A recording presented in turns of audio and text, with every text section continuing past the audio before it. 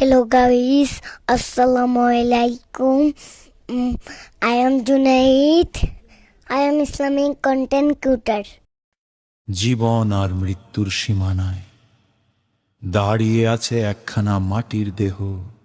মাটি থেকেই তার জন্ম, মাটিতেই তার ফিরে যাওয়া।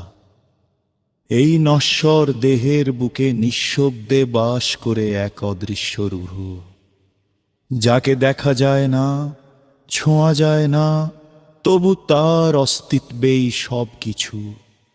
রুহ থাকলেই এই দেহ পায় প্রাণ, চোখে আলো জ্বলে, বুকে ওঠে শ্বাস, হৃদয় ডাকে আশা, ভালোবাসার বেদনার গল্প। রুহের স্পর্শে মাটির দেহ হয়ে ওঠে মানুষ। কিন্তু যখন সেই রুহ ডানা মেলে বিদায়ের পথে, থেমে যায় শ্বাসের ওঠানামা, নীরব হয়ে পড়ে হৃদয়ের ভাষা। তখন একই দেহ, একই অবয়ব, আর মানুষ থাকে না, পড়ে থাকে শুধু নীরব লাশ।